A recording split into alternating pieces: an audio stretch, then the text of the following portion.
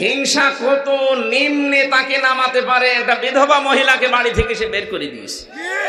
এই কথা বলেন, খালেদা জিয়ার স্বামী আছে, তাকে পর্যন্ত এক কাপড়ে বাড়ি থেকে বের করে দিল। একটা মাজলুম পরিবার বাংলাদেশে, এই জিয়া পরিবারটা। আমি শহীদ জিয়ার জন্য এমনি মন থেকে দোয়া করি। এই লোকটার নাম শুনলে মানুষ আগে শহীদ বলে। কেন, বঙ্গবন্ধুকেও তো কেউ না কেউ মেরে ফেলেছে, কই তার নাম শুনলে তো কুকুরও শহীদ বলে না। কেন বলে না বলেন তো? এই লোকটা শহীদ আমার মনে হয় হয়নি, যদিও লোককে মেরে ফেলেছে মানুষ, কিন্তু শহীদ জিয়াকেও মানুষ মেরেছে। তার নাম শুনলেই মানুষ কি বলে আগে? শহীদ জিয়া। এই শব্দটা এমনি এমনি আসে। শহীদ মনে করছেন যে খেলাচোরা জিনিস না? আল্লাহ কত বড় ধমক দিয়েছেন শহীদের ব্যাপারে। কেউ উল্টা পাল্টা ধারণা করবা না। কেউ যদি শহীদ হয় মুখ দিয়ে তো বলবাই না যে লোকটা মরে গেছে, না। এটা সূরা বাকারার 154 নম্বর আয়াতে আছে, ওয়ালা তাকুলু লিমাই ইয়াকতালু ফি সাবিলিল্লাহি আমওয়াত বাল আহইয়াউ ওয়ালাকিন লা তাশউরুন। আল্লাহ পাক বলেন, যারা শহীদ হয় এ পৃথিবীর মানুষেরা, কেউ এই কথা বলবা না যে মরে গেছে, বরং তারা জীবিত, কিন্তু তোমরা টের পাও না। দ্বিতীয় সূরা আলে ইমরানের 169 নম্বর আয়াতে আছে, ওয়ালা তাকুলু ওয়ালা তাহসাবান্নাল্লাযীনা কুতিলু ফি সাবিলিল্লাহি আমওয়াতা বাল আহইয়াউন ইনদা রাব্বিহিম ইরযাকুন। আল্লাহ বলেন, মুখে বলার পরে মানুষ যেহেতু ধারণা করতে পারে, ধারণার উপরও আমি নোটিশ দিলাম, আইন জারি করলাম, সাবধান, কেউ যেন ধারণাও করবা না যে ও মরে গেছে। না, যারা শহীদ হয় এই মানুষগুলো জিন্দা, জীবিত, আর আমি নিজে আল্লাহ তাদেরকে খাওয়াই। আরো জোরে বলেন সুবহানাল্লাহ। হিংসার বশবর্তী হয়ে মানুষ যত নিচে নামতে পারে, কোরআনে সূরা মায়েদার 2 জায়গায় আল্লাহ এক কথা দিয়েছেন, ওয়ালা ইয়াজরিমান্নাকুম শানাআন কওমিন। তোমরা হিংসার বশবর্তী হয়ে, রাগের বশবর্তী হয়ে কোন ব্যক্তি, পরিবার, সমাজ, রাষ্ট্র, দল, গোষ্ঠী, তাদের উপরে যেন এমন কোন কাজ করবা না যে পরে আফসোস করা লাগে। আর 15.5 বছরে যাই করেছেন জনগণের উপরে, 14 দল বাদ দিয়ে আমরা যা আছি সব মাজলুম না? কথা বলেন। যারা এই জুলুম করেছেন তাদের এখন রাতে ঘুম হওয়ার কথা। উনি এখন ওই দেশ থেকে চলে আসতে চায়, বলে আমি অঘোষিত জেলখানায় আছি, আমি আর এখানে থাকবো না, আমি চলে যাব। আসেন, 275টা মামলা আপনার নামে। আপনি কি এমনি এমনি এসে আবার থেকে যাবেন? একটা বিনা কারণে মিথ্যা মামলা দিয়ে বিধবা মহিলাকে আপনি 6 বছর জেল খাটালেন। মরণের পরে সম্মান ঠিক থাকবে কাদের? ইয়ারফাইল্লাহুল্লাযীনা আমানু মিনকুম ওয়াল্লাযীনা উতুল ইলমা দারাজাত। সূরা মুজাদালার 11 নম্বর আয়াতের মাঝের অংশে আছে, আল্লাহ বলেন, আমি উঁচা করতেই থাকি। ইয়ারফা, এটা মুজারি, বর্তমান, ভবিষ্যৎ, প্রেজেন্ট, ফিউচার। এখন যেমন হচ্ছে, ভবিষ্যৎ বলতে এটা কিয়ামত পর্যন্ত। কিয়ামত পর্যন্ত উঁচু হতেই থাকবে তোমাদের ভেতরে যারা ঈমান আনে আর যারা ইলম পায়, জ্ঞান পায়। সুতরাং এই 2টা আল্লাহ রাব্বুল আলামিনের পক্ষ থেকে সম্মান আর মর্যাদা বাড়ানোর কারণ। আমরা যেন এই 2টা গুণে তাদেরকে গুণান্বিত দেখতে পাই। শুধু নাম দিলেই হবে, এই 2টা গুণ লাগবে, তাহলে মন থেকে মানুষ সম্মান করবে। কি কথা বলেন না কেন? আর এই 2টা যদি না থাকে, হয়তো সামনাসামনি আপনারা দেখলে আসাদুজ্জামান কামালের মতো বলবে যে আপনি এদেশের কৃতি সন্তান, আর একটু পেছনে গেলে বলবে শয়তান মরে না কেন। আমি তো নিজে শুনেছি এই গালি দিতে। সামনাসামনি বলছে আপনি এদেশে না আসলে এদেশ ডুবে মরতো, পেছনে যে বলছে আল্লাহ এত মানুষ দেখো, এরে দেখো না, এরে তুলে নিতে পারো না। আমার দাদা, আমি জেলখানায় থাকতে দাদাটা মারা গেছে, একটা গল্প শোনাতেন আমাদের, যে বাদশাহ হাজ্জাজ বিন ইউসুফ, এই লোকটা এত জালেম ছিল, মানুষ তার নামই দিয়েছিল জালেম। ওর নাম যে হাজ্জাজ বিন ইউসুফ, এই লোক অনেকে জানতো না, নাম জানতো, ওর নাম কি? আপনি ইতিহাসের আবর্তনে দেখবেন, কালের আবর্তনে কিছুদিন পর, এখন হয়তো না, এখনো 100-200 বছর পর, এই দেশে যারা জালেম ছিল তাদের নাম অনেকে মনে রাখবে না, কিন্তু তারা যে জালেম ছিল এইটা বললে মানুষ বুঝবে যে অমুক ছিল। কথা বোঝেন? ইয়াজিদ, এই নামটা কি খারাপ? কি সুন্দর নাম, কিন্তু নামটা এখন গালি হয়ে গেছে। বলেন, হিটলার নাম কি খারাপ? ভালো না, কিন্তু নামটা গালি হয়ে গেছে। কাউকে যদি আপনি রাগাতে চান, বলবে ওই এজিদের বাচ্চা, ওই এমনি রেখে যাও। কারণ ও জালেম ছিল, সরকারি মাল তসরুপ করেছিল, কোনো অডিট ছিল না সরকারি মারের। জ্বর যার মূল্য তার, এই নীতিতে চলতো এই লোকটা। আমি তার পুরা জীবনী পড়ি, এইটা পেয়েছি।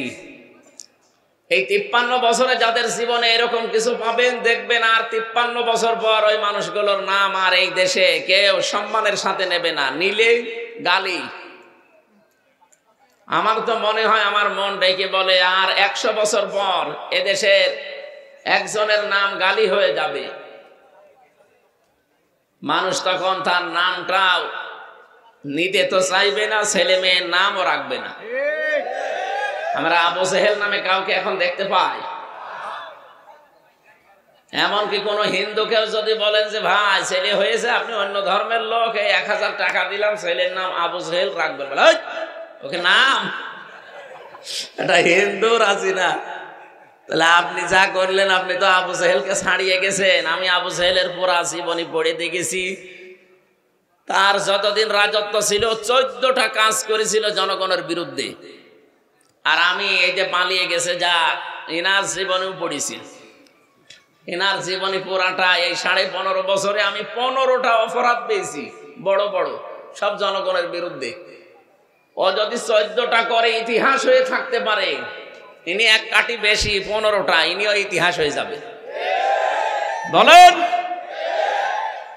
সুতরাং আমাদের এখান থেকে শিক্ষা নেওয়া দরকার। পিয়াদারা এসে বলছে, বাদশা আপনার জন্য তো বাইরে যাওয়া যায় না, মানুষ শুধু গালি দেয় আপনাকে। গালি দেয় কে গো? আমি দেখবো। ছদ্মবেশ নিয়েছে, দাড়ি মাড়ি লাগিয়ে, বিভিন্ন তালিযুক্ত পোশাক পরে রাস্তায় গেছে। এক গ্রাম্য লোকের সাথে দেখা, বলছে এই বেটাই বাচ্চা হাজ্জাজ বিন ইউসুফ লোকটা কেমন? বলছে ও তো জালেম। কেমন? বলছে জালেমের বাচ্চা, জালেম। বলছে আমার আর জিজ্ঞাসা করার দরকার নেই, যেই বলি আর এক কাঠি বাড়িয়ে বলি। রেগে গেছি, যাই আমারে চিনিস? যে না, আমি সেই হাজ্জাজ বিন ইউসুফ। ও চিন্তা করছে আমার তো মাথা থাকবে না, ডাক দিয়ে বলে, বাদশাহ আপনি আমারে চেনেন? বলে না, আমি এই গ্রামের ওই লোক যার মাসে 2 দিন মাথা খারাপ হয়, আজকে তার পয়লা দিন। ও তুই পাগল? কারে ধরলাম? পাগল বলে ওই দিন বেঁচে গিয়েছি, তাছাড়া বাঁচার কথা ছিল। আমরা এই 15.5 বছর পাগল বলেই বেশি আছি। কথা বলেন না কেন? নয়তো আমাদের অবস্থা ডক্টর শফিকুল ইসলাম মাসুদের মতো হইতো, আমাদের অবস্থাও দেলাওয়ারের মতো হইতো। আমরা পাগল বলে বেশি আছি। এই জন্যে পৃথিবীতে জালেম যারা সামনাসামনি হয়তো তাদের প্রশংসা মানুষ করতে পারে, দিন গত হয়ে গেলে এই মানুষগুলোর যে কত বদনাম, এই বাস্তব এখন আল্লাহ দেখিয়েছেন। সূরা নমল 19 নম্বর পারার 20 নম্বর পৃষ্ঠার 7 নম্বর লাইনের 52 নম্বর আয়াত এটা পাবেন আপনি। আমার তো আয়াতটা পড়ার পরে মনে হয় বাংলাদেশ দেখে দেখে আল্লাহ যেন এই আয়াত নাজিল করেছে। ফাতিল কা বুয়ুতুহুম খাবিয়াতাম বিমা যালামু। আল্লাহ যেন এই আঙ্গুল দিয়ে ভাবে দেখিয়েছেন, যদিও বাংলাদেশের নামে জায়গায় নেই। এটা লূত নবী আলাইহিস সালামের জামানায় তার উম্মতদেরকে ঘিরে নাজিল করা আয়াত। 2024 সালের 5 আগস্টের বিকাল 5টার আগে আমার মনে হয় আয়াতটা আল্লাহ আবার নতুন করে নাজিল করেছে। আল্লাহ রাব্বুল আলামিন বলেন, এই সেই ঘরগুলো খাবিয়াতান, আমি জনশূন্য করে দিয়েছি, ওঝাড় গৃহ বানিয়ে দিয়েছি, পরিত্যক্ত করে দিয়েছি, বিমা যালামু, এই জালেমদের জুলুমের কারণে। ও ঢাকাবাসী, শুধু ঢাকা না, বাংলাদেশের 630টা থানা আছে, কম বেশি প্রায় জায়গায় আমি গেছি। যেখানে যাই দেখি জালেমদের বাড়ি ঘরে আয়াতের সাথে আল্লাহ মিলিয়ে দিয়েছেন, সবগুলো আজ জনশূন্য ওজার গৃহ হয়ে গেছে। কারণ যেখানে জুলুম করা হয় এই জায়গাটা পর্যন্ত আল্লাহ অভিশপ্ত বানিয়ে দেন।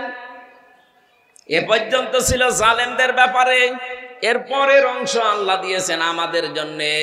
আমরা এবার কি নেব এখান থেকে? ইন্না ফি যালিকা লাআয়াতাল লিকাউমিন ইয়ালামুন। এখানে লামে তাকিদ আছে, যারা আরবি গ্রামার জানে তারা টের পাচ্ছেন আয়াতটা কত কঠিন। আল্লাহ রাব্বুল আলামিন বলেন এর ভেতরে শিক্ষা আছে অবশ্যই, যারা জ্ঞানী তাদের জন্য। না, আমরা জ্ঞানী মনে করি নিজেদেরকে। আমাদের এখানে শিক্ষা কি? আমাদের শিক্ষাটা হচ্ছে জালেমদের বিশাল শিকড় কিন্তু আল্লাহ অলরেডি কেটে দিয়েছেন। ফাকতিয়া দাবিরুল কওমিল্লাযিনা যালামু, সূরা আনআমের ৪৫ নম্বর আয়াতের প্রথম অংশে আছে রব্বুল আলামিন বলেন জালেমদের শিকড় কেটে ফেলা হয়ে গেছে। কেটেছে কে? না না, আপনি আলেম। এখানে কতিয়া শব্দ আছে, এটা মজহুল, এর ফাইল বা কর্তাকে জানা নেই। আল্লাহ বলেন জালেমদের শিকড় কাটা হয়েছে, কেটেছে কে? আবার বলেন আল্লাহ। কে কেটেছে নেই জানা। এই জন্য সারা দেশে জালেমদের বাড়িঘর, প্রতিষ্ঠান, অফিস, আদালত তাকান, সব মাটির সাথে মিশে গেছে, কিন্তু ভেঙেছে কে কেউ জানে না। আপনি কুষ্টিয়ায় হানিফের বাড়ির কাছে যান, পায়খানার প্যান পর্যন্ত মানুষ খুলে নিয়ে চলে গেছে, কিন্তু নিয়েছে কে কেউ জানে না। সারা দেশে অবস্থা একই। তো এখান থেকে আপনি কি নিতে পারেন? এই সাভারের ইউনিয়নের চৌকিদার থেকে শুরু করে সংসদ পর্যন্ত আপনি তাকাবেন, জালেমদের কিন্তু স্তরে স্তরে লোক সব সেট করা ছিল। এখন আছে? এখন কেউ পরিচয় দেওয়ার মতো সাহস আছে? কোথায় পৌঁছিয়েছে আল্লাহ? খালি এই জুলুমের কারণে। কিসের কারণে? আল্লাহ এখান থেকে আমাদেরকে যেন বারবার তাকিয়ে, এতে দুই জায়গায় তাকিদ আছে, ইন্না একটা, লা একটা। আল্লাহ বলেন আমি তাকিদ দিয়ে বলছি, ভালো করে শোনো, অবশ্যই এর ভেতরে শিক্ষা আছে। যারা জ্ঞানী দাবি করো তাদের জন্যে।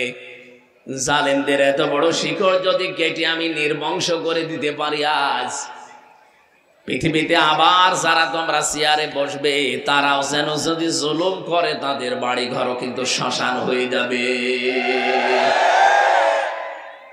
যেন আমাদের উচিত আমরা অতীত থেকে জালেমদের জীবন থেকে যেন শিক্ষা নেই। সামনে যারা আসবেন, যে আসবেন জনগণের মালিক না, জনগণের সেবক হবে। কথা বলেন না কেন? আমরা এরকম সেবকই দেখতে চাই, মালিক দেখতে চাই না।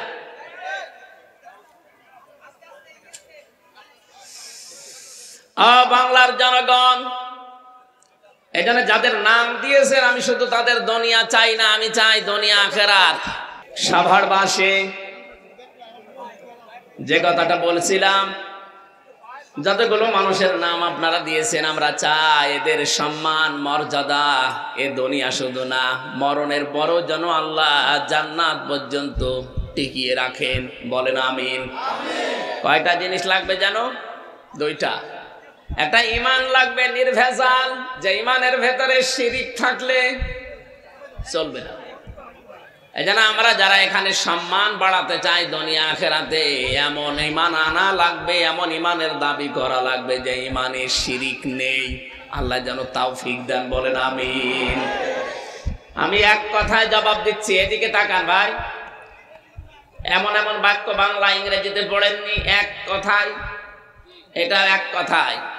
আল্লাহ যেটা পারে ওইটা অন্য কেউ পারে, এই বিশ্বাস যদি কেউ করেন, আপনি শিরিক করলেন। শিরিক যে করে সে মুশরিক। মুশরিক মারা গেলে বিনা হিসাবে, বিনা বিচারে জাহান্নামে। আর ফতোয়া লাগবে নতুন করে? সুতরাং আমাদের সতর্ক থাকা লাগবে। যাদের ঈমান আছে, বেঈমান যারা, ওদের কথা বাদ দিলাম। ঈমান যাদের আছে তারা যেন শিরিক না করি। আবার এক কথায় বলছি, আল্লাহ যেটা পারে ওইটা অন্য কেউ পারে, এই বিশ্বাস করার নাম কি? সন্তান দিতে পারে কে বলেন তো? কোন বাবা পারে? কোন পীর সাহেব? অনেকে এই যে বিভিন্ন সময় দেখে বলে, হুজুর আপেল পড়িয়ে দিন, আমার বারবার মেয়ে হয় যেন ছেলে হয়। আরে ভাই, আপেল পড়ে যদি ছেলে হইতো তা আমার 3 মেয়ে, আমি আগে খাওয়াতাম না? কোথায় পেয়েছে এসব আপেল পড়া?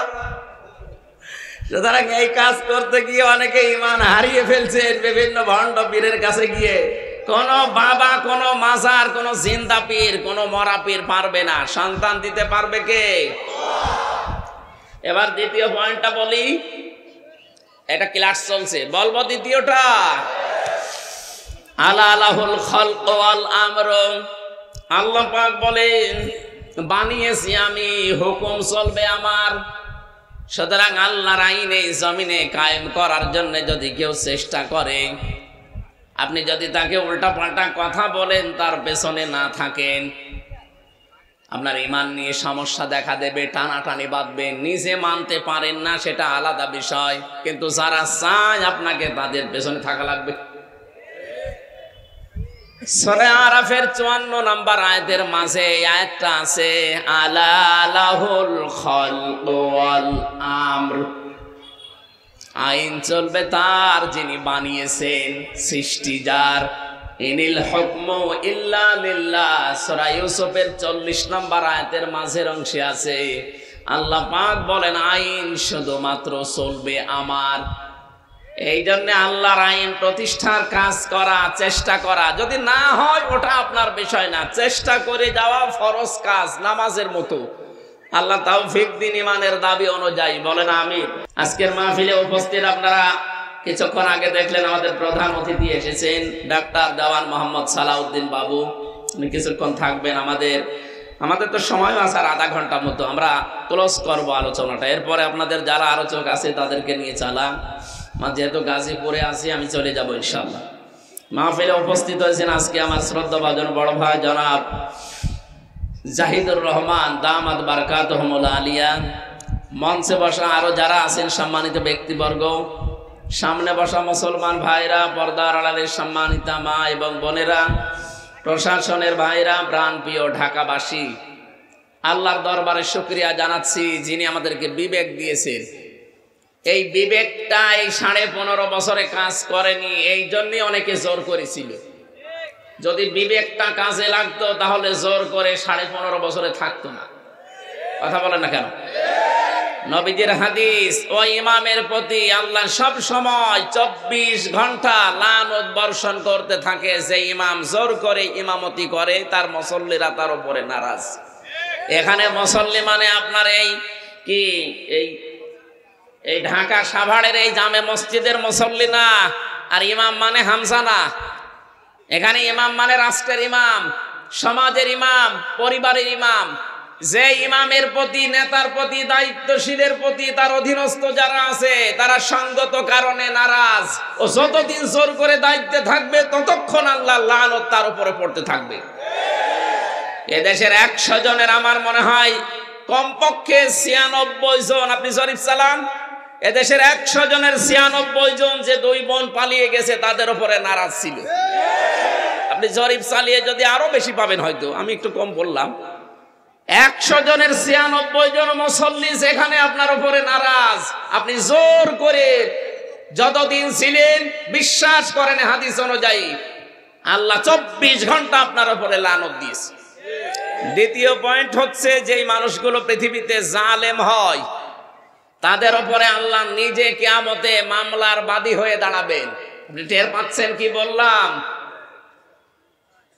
এটা সূরা শুরা 25 নাম্বার পারা, 6 নাম্বার পৃষ্ঠার 13 নাম্বার লাইনের 42 নাম্বার আয়াতের প্রথম অংশে আছে, ইন্নামাস সাবিলু আলাল্লাযিনা ইয়াজলিমুনান নাস।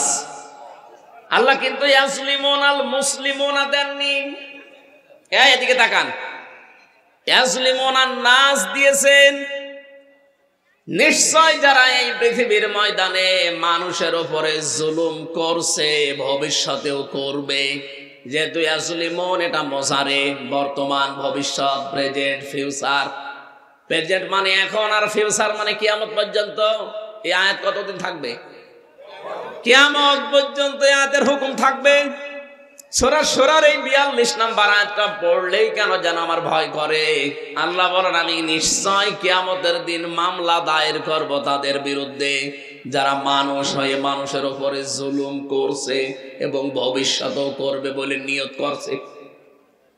আল্লাহ ইয়াসলিমুনা না দিয়ে জালেম শব্দটা যদি দিতেন তাও তো অর্থ হয়ে যেত অন্তত মাজি বা পাস্ট, অতীতের অর্থ হতো।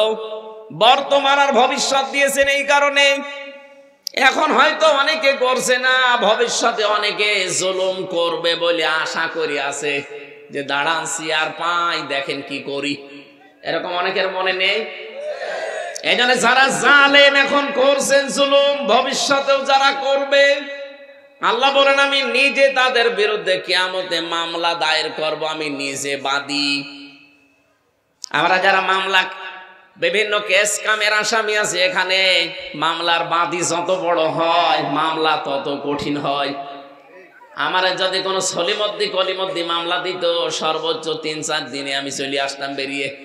কিন্তু 3টা বছর আমার ফাঁসির কন্ডেম সেলের ভেতরে আটক করে রেখেছিল, কারণ মামলার বাদী আল্লাহর ওলি। ওনার মামলার বাদীছে আমারও, এই জন্য আমার ছাড়ে নাই। আমারও যদি মামলার বাদী সত্যি এই যে জাহিদ ভাই হয়তো, সালাউদ্দিন ভাই হয়তো, আমি সত্যি চলে আসতাম, কারণ ওনাদের হয়তো মামলা দিত টাকার জন্য, কয় টাকা লাগবে দিয়ে দিতাম। আমি যেখানে ছিলাম আকিস গ্রুপের খতিব আমি, ওদের বাংলাদেশে কয়জন ধনির ভেতরে ওরা একজন, টাকা যা লাগতো দিয়ে দিত। কিন্তু এমন জন মামলা দিয়েছে অত টাকার দরকার না, ওর প্রতিশোধ নেওয়া দরকার। হিংসার বশবর্তী হয়ে মানুষের উপরে জুলুম করা মানুষ আমি বাংলাদেশে একটা মহিলাকেই দেখলাম। হিংসা কত নিম্নে তাকে নামাতে পারে, একটা বিধবা মহিলাকে বাড়ি থেকে সে বের করে দিয়েছে। কথা বলেন, খালেদা জিয়ার স্বামী আছে, তাকে পর্যন্ত এক কাপড়ে বাড়ি থেকে বের করে দিল। একটা মাজলুম পরিবার বাংলাদেশে, এই জিয়া পরিবারটা। আমি শহীদ জিয়ার জন্য এমনি মন থেকে দোয়া করি। এই লোকটার নাম শুনলে মানুষ আগে শহীদ বলে কেন? বঙ্গবন্ধুকেও তো কেউ না কেউ মেরে ফেলেছে, কই তার নাম শুনলে তো কুকুরও শহীদ বলে না। কেন বলে না বলেন তো? এই লোকটা শহীদ আমার মনে হয় হয়নি, যদিও লোকে মেরে ফেলেছে মানুষ, কিন্তু শহীদ জিয়াকেও মানুষ মেরেছে। তার নাম শুনলেই মানুষ কি বলে আগে? শহীদ জিয়া। এই শব্দটা এমনি এমনি আসে, শহীদ মনে করছেন যে খেলা চোরা জিনিস না। আল্লাহ কত বড় ধমক দিয়েছেন শহীদের ব্যাপারে, কেউ উল্টা পাল্টা ধারণা করবা না। কেউ যদি শহীদ হয় মুখ দিয়ে তো বলবাই না যে লোকটা মরে গেছে, না।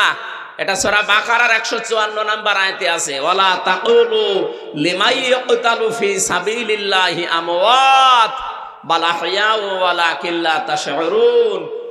আল্লাহ পাক বলেন যারা শহীদ হয়, এই পৃথিবীর মানুষেরা কেউ এই কথা বলবা না যে মরে গেছে, বরং তারা জীবিত, কিন্তু তোমরা টের পাও না।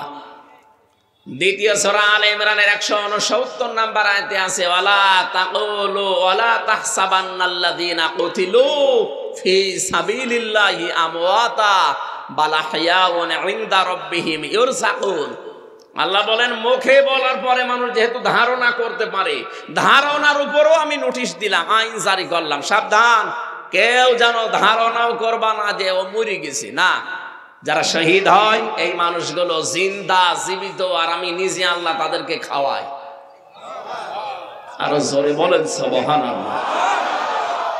হিংসার বশবর্তী হয়ে মানুষ যত নিচে নামতে পারে, কোরআনে সূরা মায়েদার 2 জায়গায় আল্লাহ এক কথা দিয়েছেন, ওয়ালা ইয়াজরিমান্নাকুম শানাআনু কওমিন।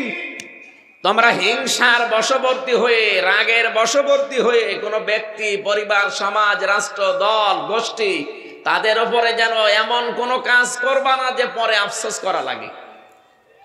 আর 15.5 বছরে যাই করেছেন জনগণের উপরে, 14 দল বাদ দিয়ে আমরা যা আছি সব মাজলুম না? কথা বলেন। যারা এই জুলুম করেছেন তাদের এখন রাতে ঘুম হওয়ার কথা। উনি এখন ওই দেশ থেকে চলে আসতে চায়, বলে আমি অঘোষিত জেলখানায় আছি, আমি আর এখানে থাকবো না, আমি চলে যাব। আসেন, 275টা মামলা আপনার নামে। আপনি কি এমনি এমনি এসে আবার থেকে যাবেন? একটা বিনা কারণে মিথ্যা মামলা দিয়ে বিধবা মহিলাকে আপনি 6 বছর জেল খাটালেন, আর আপনার একেবারে সব লিগাল মামলা 275টা আরো হবে।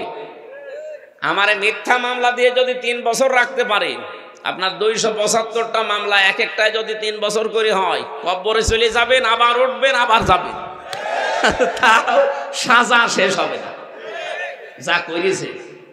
এই জন্য আমরা যেন হিংসার বশবর্তী হয়ে, রাগের বশবর্তী হয়ে কোনো ব্যক্তি, কোনো গোষ্ঠী, কোনো দল, কোনো পরিবার কারো উপরে যেন এমন কোনো কাজ না করে যে পরে আবার কিয়ামত পর্যন্ত আফসোস করা লাগে। আল্লাহ আগে এই প্রশ্নপত্র ফাঁস করে দিলেন, এরপরও যদি কেউ সাবধান না হয় সেটা তার কপালের দোষ। আল্লাহ আমাদেরকে বেঁচে থাকার তৌফিক দিন, বলেন আমিন। এই জন্য জালেম যারা, এরা আল্লাহর মামলার আসামি। আমি ওনাকে উদ্দেশ্য করে বলছি এই কারণে, এই 15.5 বছরে যারা জুলুম করেছেন, যাদের কারণে মানুষ ঘরে থাকতে পারে নাই, মিথ্যা মামলা দিয়ে, মিথ্যা সাক্ষী দিয়ে বছরের পর বছর অন্তঃপ্রকোষ্ঠে রেখে দিয়েছেন। শুধু এতটুকু না, গম করেছেন, খুন করেছেন, আয়না ঘরে রেখেছেন। আমারও মিনি আয়না ঘরে 10 দিন রেখেছিলেন। বেগটাই আমারে নেয়নি, আমার ছোটটাই নিয়েছিল। আমি দেখেছি মানুষের উপরে কি অত্যাচার করে ওখানে, তাহলে বড়টাই কি করিস। সুতরাং এই সমস্ত কাজগুলো যারা করেছেন, এখন যদি মনে করেন আস্তাগফিরুল্লাহ পড়ে দিলাম আমার সব মাফ হয়ে গেল, না, এইটার নাম তাওবা না। অপরাধ যার কাছে, স্বীকার করবেন তার কাছে। এক কথা বলে না কেন? সুতরাং এই 15.5 বছরে যার যার কাছে অপরাধ করেছেন, আপনি যদি মাপ পেতে চান, যদি ধরা না খেতে চান কিয়ামতে, তাহলে যার যার অপরাধ করেছেন তার কাছে আগে স্বীকার করবেন আর তার ক্ষতিপূরণ দিয়ে দেবেন। আমি জেলখানায় এক ওসি পেয়েছিলাম, উনি আমারে মাঝে মাঝে কন্ডেম সেলের ভেতরে আমার কাছে এসে বলতো, হুজুর আমি এই যে নির্বাচনে এর আগে যেটা বাইরে ছিলাম, ওই যে রাতের ভোট দিনে হয়ে গেল না, আমার রাত 12টার পর থেকে আমার যা লোকজন আছে, আমি আল্লাহর রাস্তায় ভোট কাটা আরম্ভ করলাম। ফজর পর্যন্ত এই কাজ করলাম, বাক্স ভর্তি করে পাঠিয়ে দিলাম।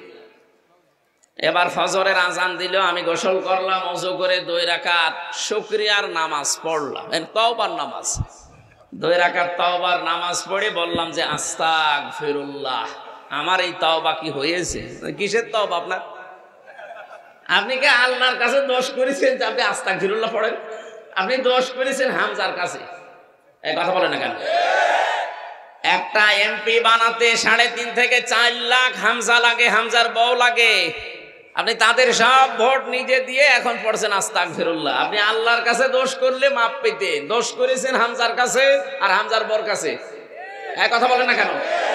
আগে আমাদের কাছে আসবেন, আমরা যদি বলি মাফ করতে পারি, 2টা করে লাথি দেব, তাই খাওয়া লাগবে। যদি বলি না 2টা লাথি হবে না, আরো কিছু দেওয়া লাগবে, তাই আপনাকে দেওয়া লাগবে। কিন্তু দুঃখের বিষয়, আরো পরিতাপের বিষয়, আরো ভয়ঙ্কর বিষয়, আপনি মাফ চাবেন কি করে? আপনি তো 8 বছর জেল আপনার। আপনি 8 বছর পরে বের হয়ে দেখবেন অনেক হামজার বউ মারা গেছে। আপনি তাদের কাছে মাফ চাবেন কি করে? এক কথা বলেন না কেন? এই জন্য এইরকম পাগলামি যেন আর কেউ সামনে না করি। কোন জালেমাকে টিকিয়ে রাখতে আপনি নিজের জীবনটায় জাহান্নামের আসামি বানিয়ে ফেললেন। আপনি টের পাচ্ছেন আল্লাহর মামলার আসামি আপনি। এদেশে 1628টা চেয়ার ছিল, মেন চেয়ার। যারা দায়িত্বে ছিলেন কম বেশি সবগুলো হয় জালেম, নয় জালেমের দোষক। আর এরা সব মামলার আসামি কার? হামজা যদি আপনাকে মামলা নাও দেয়, আপনি কিন্তু অলরেডি আল্লাহর মামলার আসামি। এজন্য সাবধান থাকা লাগবে। আমি যে 2টা পয়েন্ট বললাম, একটা জুলুমের জন্য, আর একটা ইমাম ইমামতি করবে কিন্তু মুসল্লিরা তার উপরে সঙ্গত কারণে নারাজ, তার উপরে আল্লাহ 24 ঘন্টা লানত দিতে আছে। এরকম কোন কাজ আমাদের দ্বারা সামনে যেন না হয়। আল্লাহ আমাদেরকে তৌফিক দিন বেঁচে থাকার, বলেন আমিন। এটা রজব মাস, আজকে 26 তারিখ। এই রাতেই বিশ্বনবীকে আল্লাহ নিয়েছিলেন এই ধলির ধরা থেকে। তার আরশ মহল্লায় বিভিন্ন নিদর্শন দেখিয়েছেন, একাধারে 27 বছর। কয় বছর? 27টা বছর তাকে মাত্র 14টা জিনিস শিখিয়েছিলেন। কেন? 13টা বছর তিনি নবুয়ত পাওয়ার পরে জুলুম, অত্যাচার, নির্যাতনের শিকার হলেন। তার চাচাটা গেল মারা, স্ত্রী গেল মারা। এটা দুঃখের বছর বলা হয়। রব্বুল আলামিন বলেন, হে নবী, আপনাকে আমি সামনে একটা রাষ্ট্রের দায়িত্বে দেব এবং রাষ্ট্রকে কল্যাণময় রাষ্ট্র করতে হলে কি করা লাগবে আপনাকে আমি নিজে হাতে কলমে আমার ল্যাবরেটরিতে গবেষণাগারে বসিয়ে আপনাকে আমি শেখাবো। বিশ্বনবী মুহাম্মদ রাসূলুল্লাহকে আল্লাহ নিয়ে গেলেন, লিনুরিয়াহু মিন আয়াতিনা ইন্নাহু হুয়াস সামিউল আলিম। আল্লাহ বলেন, আমার বিভিন্ন নিদর্শন তাকে দেখিয়েছি, জান্নাত, জাহান্নাম, পুলসিরাত, মিজানের পাল্লা, সবগুলো তাকে দেখালাম। এখান থেকে একটা তথ্য আমি বের করেছি, এদিকে তাকান। আপনারা হয়তো চিন্তা ভাবনা করলে আপনার জ্ঞানেও আসবে। মিজানের পাল্লা আমরা সে জন্মের পর থেকে নাম শুনছি। মিজানের পাল্লা মানে কি বলেন তো? দাড়ি পাল্লা অনেকে মনে করে দাড়ি পাল্লা। মিজানের পাল্লা মানে দাড়ি পাল্লা না, মিজান মানে মানদণ্ড। মিজান মানে কি বলেন বলেন? কিয়ামতের ময়দানে আল্লাহ এটা সেট করবে আপনার নেকি আর বদি ওজন করার জন্য। এইটাই তো আমরা জানি নাকি? এক কথা বলেন না কেন? যেখান থেকে যা শুনবেন দেখবেন ওখান থেকে একটা শিক্ষা আসবে, ভালো করে শোনেন। বলেন তো, কিয়ামতের দিন আল্লাহ পাক মাপ দেবেন মিজানের পাল্লা। আমরা যেটা বলি মিজানে, কি মাপবেন? আমল। আমল কি? আমল মানে বাংলায় কি? কাজ। বলেন বলেন, এ পর্যন্ত বুঝেছেন কিনা বলেন? আমল মানে কি?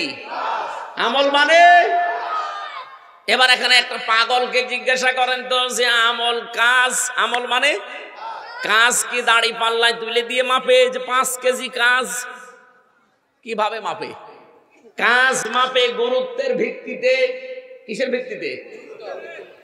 এই যে প্যান্ডেলটা যদি এখন ডাক্তার সাহেবকে বলা হয় যে আপনি মেপে দেন, উনি মেপে দেওয়ার জন্য কি দাড়ি পাল্লায় তুলে দেবে? এটার জন্য মাপতে একটা আলাদা যন্ত্র আছে, তার নাম ফিতা বা গজ। এই কথা বলেন না কেন? এই যে পানির বোতল দেন আমাকে খাবার জন্য, পানিটা যদি ওনার কাছে দেয় উনি কি ফিতা দিয়ে মাপবে? এর জন্য সিসি আছে, লিটার আছে। আপনাকে আমি চাউল দিলাম, চাউল কি আপনি ফিতা দিয়ে মাপবেন? বলেন। এটার জন্য বাটখারা আছে, কেজি আছে, পাথর আছে, আলাদা যন্ত্র সব। পৃথিবীর প্রতিটি জিনিস পরিমাপ করার জন্য আলাদা আলাদা যন্ত্র আছে, তার নামও আলাদা আলাদা। কিয়ামতের দিন আল্লাহ আমল মাপবেন। আমল মানে কাজ। আমল মানে কাজ। কোনদিন দাড়ি পাল্লায় মানুষ মাপে না। কোনদিন চিন্তা করেছেন এই শব্দটা নিয়ে যে কিয়ামতের দিন আল্লাহ মিজান সেট করবে? আর নবীকে আল্লাহ মিজান দেখিয়েছিলেন। কাজ কোনদিন মানুষ দাড়ি পাল্লা দিয়ে, সিসি দিয়ে, স্ক্যান দিয়ে, পাথর দিয়ে, কেজি দিয়ে মাপে না। কাজ মাপতে হলে লাগে গুরুত্ব। কি লাগে? গুরুত্বের ভিত্তিতে কাজটা করা লাগে। এটা মাপতে হয় গুরুত্ব দিয়ে। তাহলে গুরুত্বের দিক থেকে আপনার জীবনে যেই কাজগুলো আল্লাহ আগে দিয়েছেন ওই কাজগুলো আপনি আগে করবেন। গুরুত্বের ভিত্তিতে কাজ আগে না করে কম গুরুত্বপূর্ণ কাজ যেগুলো, ওগুলো যদি আগে করেন জীবনেও কোনো জিনিস আপনি টেকাতে পারবেন না। এই যে মঞ্চটা, এর আসল গুরুত্বপূর্ণ জিনিস হচ্ছে সামিয়ানার খুঁটি। এই কথা বলছেন এখানে? সামিয়ানার খুঁটি না থাকলে মঞ্চ টিকবে আর কেউ মঞ্চ বলবে। কিন্তু এখানে গুরুত্বহীন কিছু জিনিস আছে।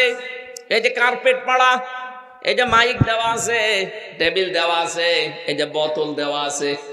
বলেন তো, এগুলো না থাকলে মানুষ বলবে না যে এটা মঞ্চ? তাহলে এখানে গুরুত্বপূর্ণ এবং গুরুত্বহীন দুইটা জিনিস পেয়েছি। একটা সামিয়ানা আর খুঁটি আসল, আর বাকিগুলো যা আছে এগুলো অত গুরুত্বপূর্ণ না। এই জন্য জীবনে যত ইবাদত আল্লাহ আমাদের করার জন্য নির্দেশ দিয়েছেন, প্রতিটি ইবাদতে দেখবেন গুরুত্বপূর্ণ কিছু জিনিস আলাদা করা আছে আর গুরুত্বহীন কিছু জিনিস আলাদা করা আছে। নামাজে ফরজ কয়টা? 17টা। আপনি বানাচ্ছেন নতুন করে 13টা। নামাজে ফরজ কয়টা? বাইরে 7টা, ভেতরে 6টা, সব মিলে কয়টা বলেন তো? এই যে বাইরে আর ভেতরে 13টা ফরজ, বাইরে বেশি না ভেতরে বেশি? এলাকার মানুষকে নামাজ কালাম পড়ে না নাকি? এই বাইরে বেশি না ভেতরে বেশি? বাইরে। বাইরে বেশি কোনটা? শরীর পাক। কি পাক? শরীর পাক না হলে নামাজ হবে? বলেন। শরীর পাক বলতে কি বোঝেন? এই শরীর পাক করতে হলে শুধু গোসল করলে আর ওযু করলে শরীর পাক হয়ে যায়। নবীজি জানিয়েছেন এই শব্দের ব্যাখ্যায় তামাম দুনিয়া যত মুসলিম আছে সবাই কিন্তু একটা শরীরের মতো। এই হাদিস শোনেন না কোনোদিন? তামাম দুনিয়ার সব মুসলিম আমার উম্মত যারা দাবি করে তারা কিসের মতো? আমার এই চোখে যদি ব্যথা হয় হাতে টের পাবে, হাতে ব্যথা হলে চোখে টের পাবে, পাবে না? তামাম দুনিয়ায় 257টা দেশের ভেতরে 57টা মুসলিম দেশ, 210 কোটি মুসলিম আমরা বাস করি। যেখানেই কোন মুসলমান অত্যাচার জুলুম নির্যাতনের শিকার হবে, এখান থেকে কিছু করতে না পারলো করা লাগবে। এখান থেকে যদি ওগুলো না করে বলেন যে যা করছে করুক, লা ইলাহা ইল্লাল্লাহ, আপনি বুঝতে হবে আপনার এই জায়গাটা প্যারালাইজড হয়ে গেছে অথবা অকেজো হয়ে গেছে, এই জন্য আপনার হাতে টের পাচ্ছে না। আমার এই হাতে যদি এখন প্যারালাইজড হয়ে যায়, এই হাতে আপনি যতই আঘাত করেন এই জায়গাটা কিন্তু টের পাবে। আরো জোরে বলেন। আমেরিকা যারা অত্যাচার করে, গাজায় যারা অত্যাচার করলো, ফিলিস্তিনে এখনো যারা অত্যাচার চালাচ্ছে, বাংলাদেশেও যারা অত্যাচার করেছে, এই দৃশ্যগুলো দেখে যদি কোনো মুসলমান বলে না ওটা আমার দলের না, ওটা আমার লোক না, যে যা করছে করুক গা, আমি তো ভালো আছি, আপনি মনে করবেন আপনার এই জায়গাটা প্যারালাইজড হয়ে গেছে আপনার ইমানের ভেতরে। প্যারালাইজড জিনিস যেমন নিজে নড়তে পারে না একজনের সাহায্য ছাড়া, আপনার যে ইমান, এই ইমান দিয়ে আপনি জান্নাতেও যেতে পারবেন না। আমার প্রথম পয়েন্ট ছিল আপনার শরীর পাক, এটা আমি বোঝাতে উদাহরণটা আনলাম। শরীর বলতে যেহেতু তামাম দুনিয়ার সব মুসলিম একটা শরীরের মতো।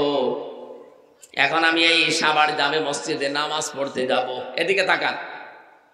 নামাজ পড়তে যাওয়ার সময় দেখি সামনে একজন মহিলা বেপরদা, মাথায় কাপড় নেই, বুকে ওড়না নেই, এমন কায়দায় দাঁড়িয়ে আছে।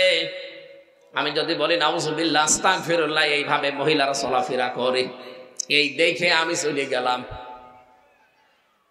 মনে করেন শাবনূরের মতো একটা মহিলা এরকম বেপরদায় দাঁড়িয়ে আছে, নামাজে দাঁড়িয়ে যদি আপনি সূরা কিরাত তেলাওয়াত করেন আলহামদুলিল্লাহি রাব্বিল আলামিন, আপনি যতই আল্লাহর ওলি দাবি করেন মনে মনে খেয়াল করবেন যে আমি কি দেখে আসলাম। বলেন তো এখন কি ওই শাবনূরকে মেরে ফেলা লাগবে?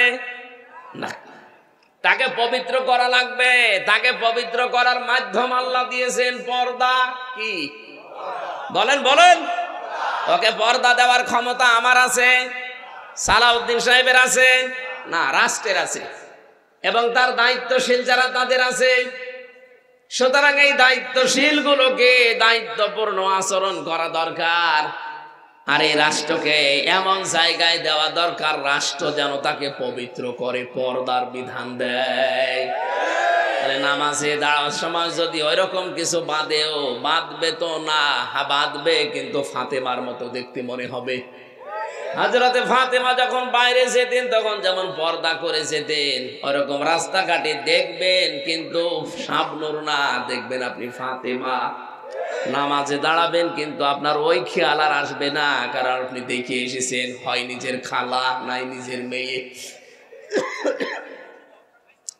আমার বোঝানোর বিষয় ছিল 13টা বিষয়, যেহেতু ফরজ নামাজের ভেতরে, এই 13টা ফরজের একটা ফরজ আপনি আদায় করেননি, 12টা আদায় করেছেন, আপনার নামাজ হবে? বলেন। বলেন। এখন যদি বলেন না আমি 12টা আদায় করলাম, একটা করি নাই, অন্তত 12টা সওয়াব দেন, কি হবে? না। এটা যেমন সহজে বুঝলেন। হ্যাঁ, 14টা ওয়াজিব আছে, যদি আপনি একটাও ছেড়ে দেন আপনার নামাজ হবে, কিন্তু জরিমানা দেওয়া লাগবে, সিজদা। কি দেওয়া লাগবে? বলেন। বলেন।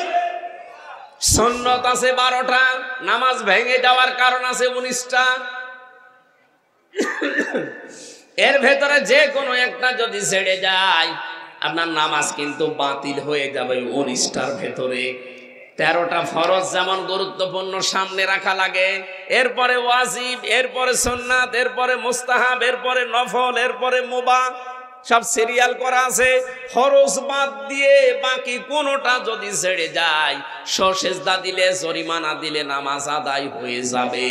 কিন্তু 13টা ফরজের একটাও যদি বাদ যায়, আপনি যত সুন্দর করে নামাজ পড়েন আপনার নামাজ পড়াটা বাতিল, একটা সওয়াবও হবে না, জিরো।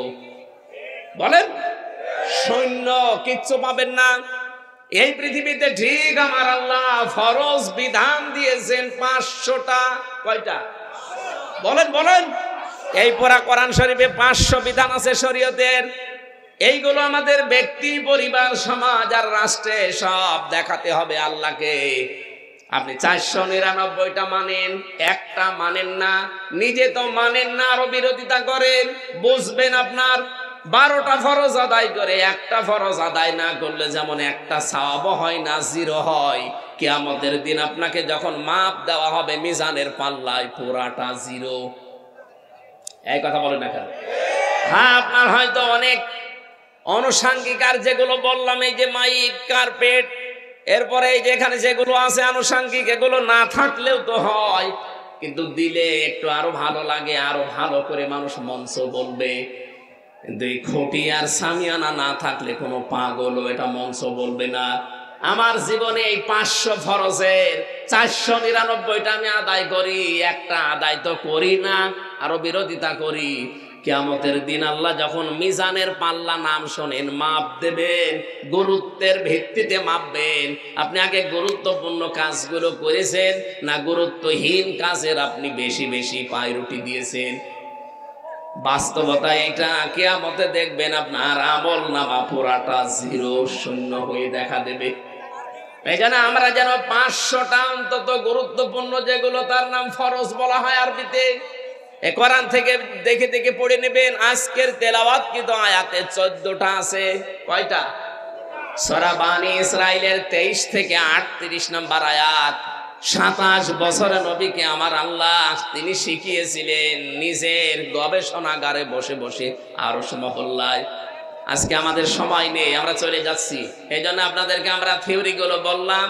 এই রজব মাসের মূল শিক্ষা এইটা, কল্যাণময় রাষ্ট্র যদি কেউ গঠন করতে চায়, নবীকে আল্লাহ নিজে শিখিয়েছেন যে 14টা কাজ ব্যক্তি, পরিবার, সমাজ এবং রাষ্ট্রে জারি করে দেবেন। আমাদের সামনে এই রাষ্ট্র যদি কল্যাণ এবং শান্তি, স্বস্তি, নিরাপত্তা দিয়ে ঢেকে রাখতে হয়, সূরা বানি ইসরাইলের 23 থেকে 38 এই 16টা আয়াতের 14টা কর্মসূচি যারা দায়িত্বে আছেন পুঙ্খানুপুঙ্খানুভাবে আপনারা জারি করবেন এই আশা ব্যক্ত করছি। এবং চর্মচোখে যেন আমরা দেখতে পাই এ দেশটা একটা কল্যাণময় রাষ্ট্র আল্লাহ তৈরি করে দিয়েছেন। বলেন আমিন।